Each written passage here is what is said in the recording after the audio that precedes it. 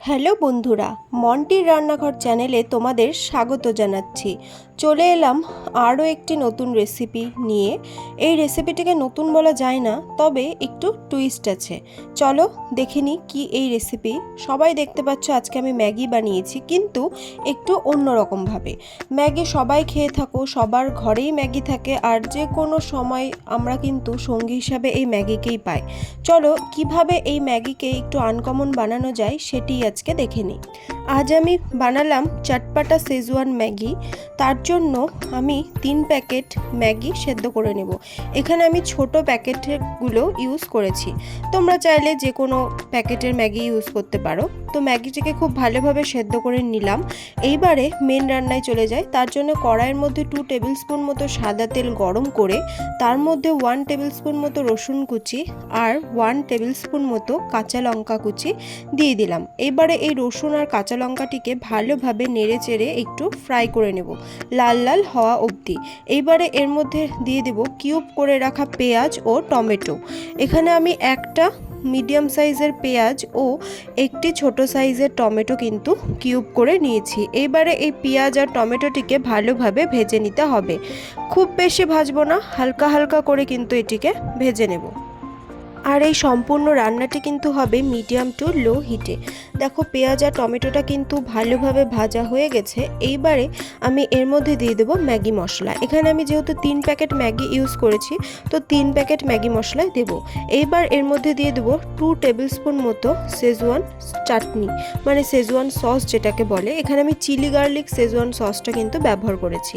আর দিয়ে দেবো 1 table spoon মতো তেঁতুলের চাটনি। আর দিয়ে দেব 1 টেবিল স্পুন মতো টমেটো কেচাপ। তেঁতুলের চাটনিটি না থাকলে তোমরা এখানে 1 টেবিল স্পুন মতো লেবুর রসও কিন্তু দিয়ে দিতে পারো। এইবারে খুব ভালোভাবে এটিকে 2 মিনিট মতো ফ্রাই করে নিব। আর এই সময় কিন্তু গ্যাসের ফ্লেমটিকে লোতে রাখতে হবে, না হলে এই মশলাগুলো কড়াইয়ের গায়ে লেগে যেতে পারে।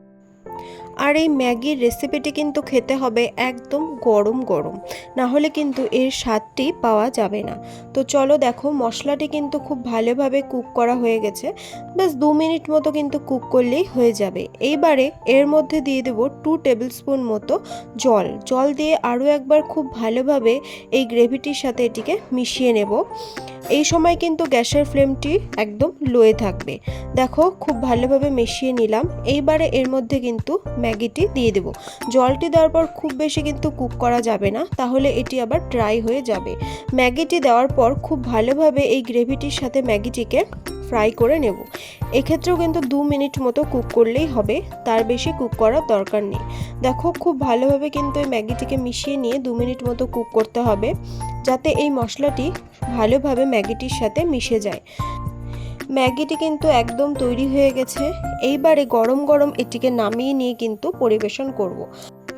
আর আরেকটু ভালো লাগার জন্য, দেখতে এবং খেতে দুটোই যেন ভালো লাগে, তার জন্য উপরে একটা নিয়ে নিয়েছি ডিমের পোচ। এটা অপশনাল, তোমরা চাইলে খেতেও পারো, নাও খেতে পারো। তবে এটি কিন্তু এমনি খেতে খুবই স্বাদ হয়েছিল। এই ম্যাগিটির মধ্যে কিন্তু টক ঝাল মিষ্টি 3 রকমেরই স্বাদ রয়েছে। যেহেতু চটপাটা শেজওয়ান ম্যাগি, তাই জন্য কিন্তু এটি একদম টক ঝাল মিষ্টি একটি স্বাদ নিয়েই তৈরি হয়েছে। তাহলে বন্ধুরা তৈরি হয়ে গেল চটপাটা শেজওয়ান ম্যাগি। একদম সিম্পল একটা রেসিপি, ঘরে থাকা উপকরণ দিয়েই এই রেসিপিটি কিন্তু হয়ে যায়। আর যে কোনো পরিস্থিতিতে কম সময়ের মধ্যে কিন্তু তোমরা এই রেসিপিটি তৈরি করে নিতে পারো। এটি করতে কিন্তু খুবই কম সময় লাগে। আশা করছি তোমাদের রেসিপিটি ভালো লাগবে। আর ভালো লাগলে অবশ্যই ভিডিওটি লাইক করবে, শেয়ার করবে এবং চ্যানেলটিকে সাবস্ক্রাইব করে পাশে থাকবে। আজ তবে চলি, থ্যাংক ইউ।